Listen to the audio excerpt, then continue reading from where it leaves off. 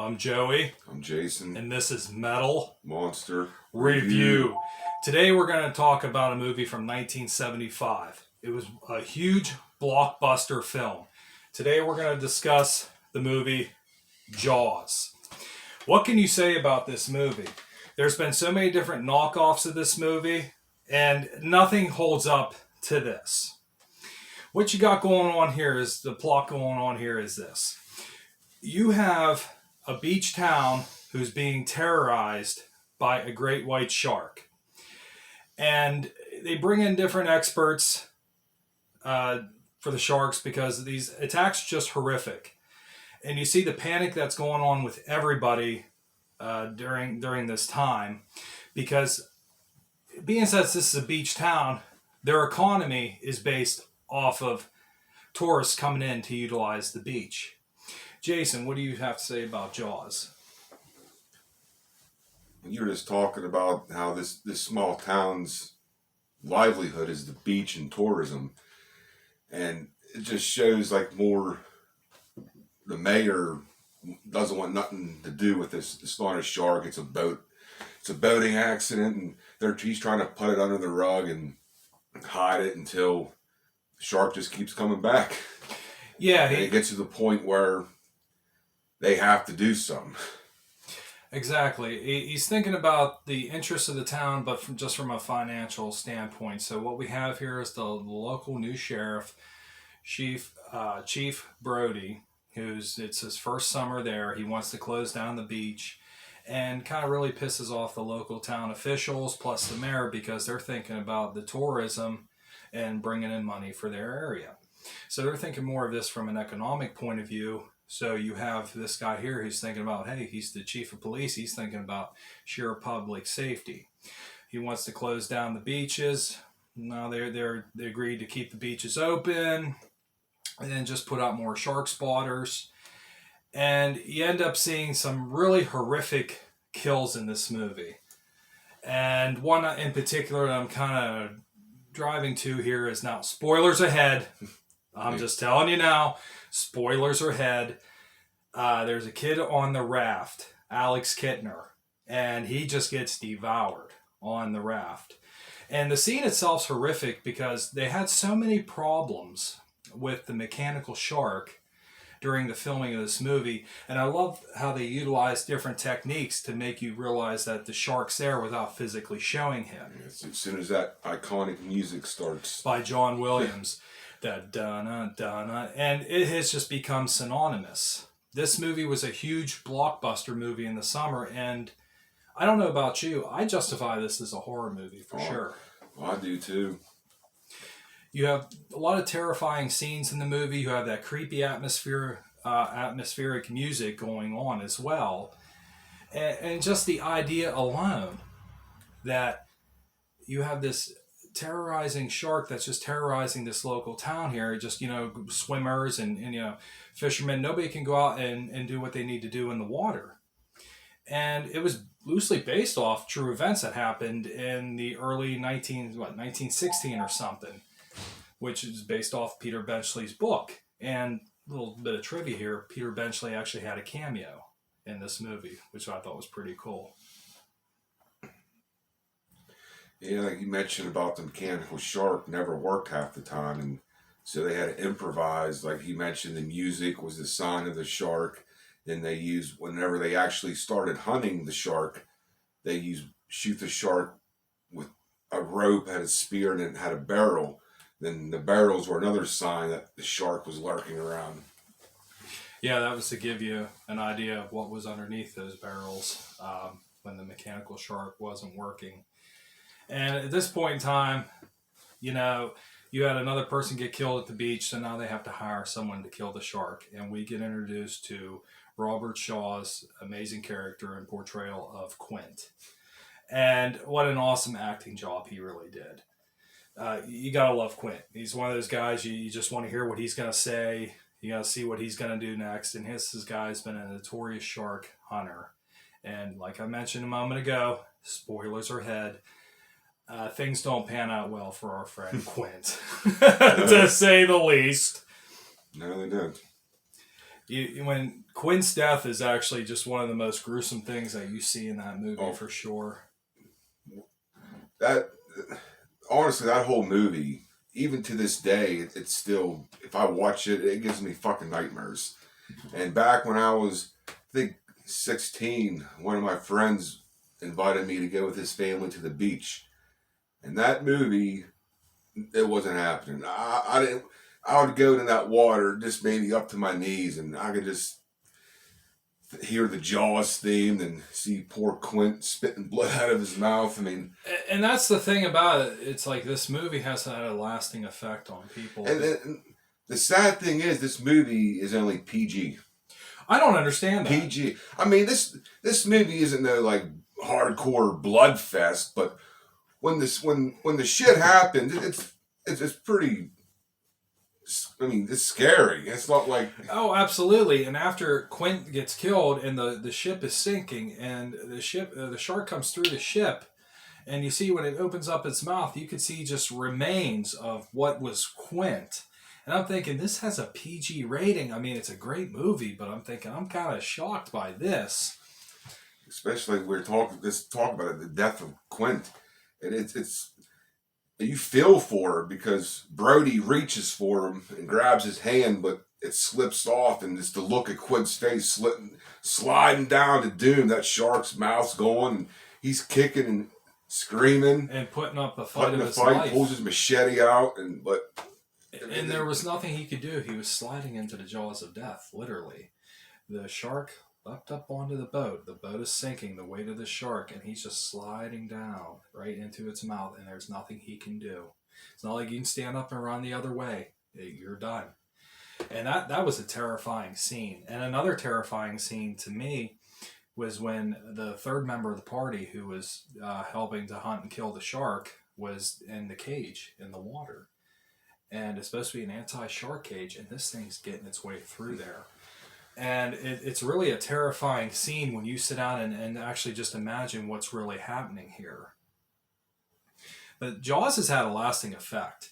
And I won't swim in the ocean for this reason. And there's a lot of other people here who have the same concept there because you realize, okay, well, there's sharks out there. So this is bringing some real terror into real life here. You know what I mean? and it's just the way this movie was made. I mean, you got good acting, good music score, the plot, everything about this movie. It's just like it's almost perfect, perfect. In a way, yes. And it had so many flaws, but it made it almost perfect in a way. And there's a lot to really be said here because, as we mentioned earlier, that John Williams music, and everybody has heard the Jaws theme. And when you hear it, you immediately think of the shark. And there's been countless other shark movies that have been made and have done rip-offs and parodies, but nothing holds up to this. It was almost too damn good for its own good, really, when you think about it. And a lot of people, whenever the shark is actually shown, I mean, there's lots of people that say, "Oh, it looks so fake." And personally, I think it looks awesome. Oh, absolutely. Once again, how I've mentioned practical effects. Yeah, practical effects. There's those. It just looks awesome. There's some spots in the movie where I remember when they're up on the boat and you see the shark glide through the water, and Hooper's like, "That's a 20-footer," and Quint's like, 25. Yeah, that's another. I mean, that scene, the shark didn't look great, but all the other ones coming out of the water, attacking Quint, I think it looks cool. It's practical effects. It actually looks like something's there. And that's how they had to film because they had so many problems with the mechanical shark, the shark not working. Beings that they filmed in Martha's Vineyard, a lot of the salt water would just attack the material of the shark and kind of deteriorate it a little bit. So, I mean, this was a film that almost didn't get made because of all the problems that they had at one after another after another.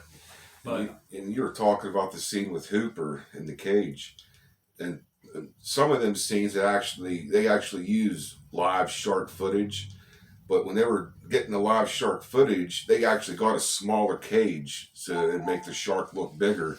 And that's pretty clever. And then that scene where the shark is like tangled, and that wasn't supposed to happen. That shark actually got stuck in there, but they just kept filming it, and it looked awesome. It did, and you can actually see that in the movie. And that's a pretty cool scene there.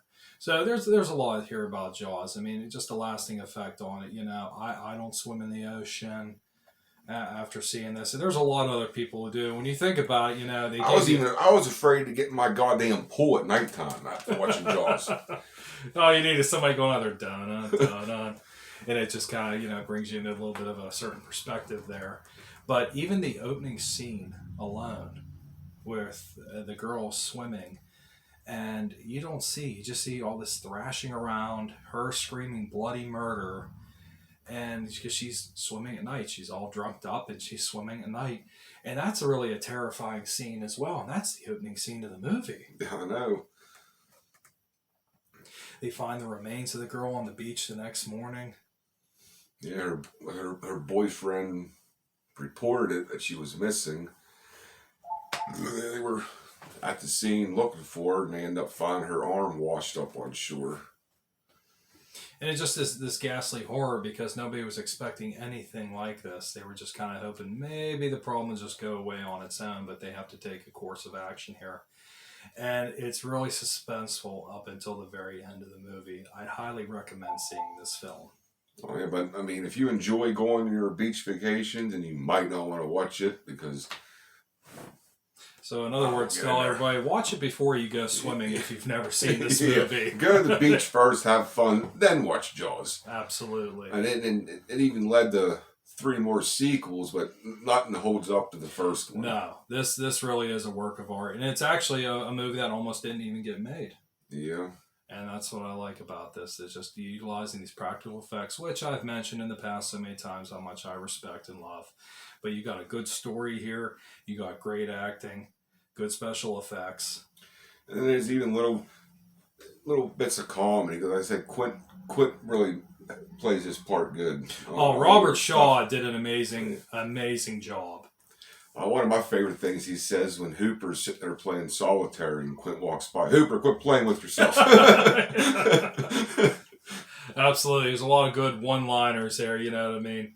And it's just even like you can realize like what you mentioned earlier with the mayor and how he was only thinking about the benefit of financial gain. And they end up catching a shark earlier, but they wanted to do an autopsy on the shark to make sure it was the right one because the bite radius wasn't matching up with the previous victims. And this was shortly after the little boy on the raft was killed. And he looked at him and says, "No, I don't want you boys doing a half-ass autopsy here and having that little Kittner boy spill all over the dock." You just get different lines out of that after you see it so many times. But probably the most infamous line that came out of this movie is, "You're going to need a bigger boat." Yep. And everybody knows that one. They put that, there's so many movies, they rip that off, and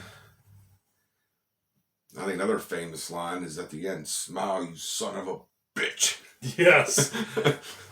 and so many other different parodies of shark movies, they've tried to utilize this, that classic one-liner like, "Welcome to the endangered species list." You know what I mean? And it's like, okay. But we see where this all came from, and if you've never seen this, hey, by all means, sit down and watch this because I justify this as a horror movie. Oh, I do too. It's got a lot of terrifying scenes in it, just the concept of it alone, because you realize, well, okay, there's oceans out there, obviously, many beaches, and you hear of documented shark attacks, they're not as common as what people think, but hey, they do happen. So you get something like this kind of makes it almost like real terror. You have the scary music, that John Williams theme, just really gives it that creepy atmosphere, and you gotta love it.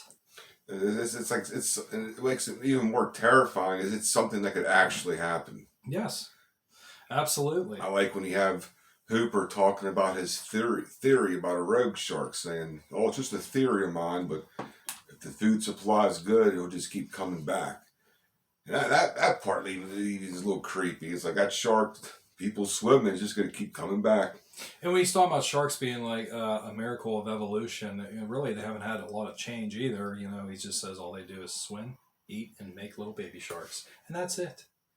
I mean, that's kind of like the world in a minute with it, folks. You know what I mean? And this movie also caused a lot of shit with people. It's like hunting down sharks to fucking kill them. But, well, I mean, this is a great movie. Everything about it. I mean, it has minor faults, but basically, man, it's just enjoyable from beginning to end. In the first half of the movie, it's like a premise where they're setting up to everything, but once they're out on the boat with Hooper, Quint, and Brody, it's like it officially begins here too, because now it's everything is setting up to the hunt, and then the hunt begins, and it's just really an entertaining movie all the way around. I highly recommend it, and definitely see it before you go swimming. Oh yeah. You have anything else you want to add with Jaws? Well, that's about it. Just definitely, if you've never seen it, definitely check it out. All right, I'm Joey, I'm Jason. and this is Metal Monster Review.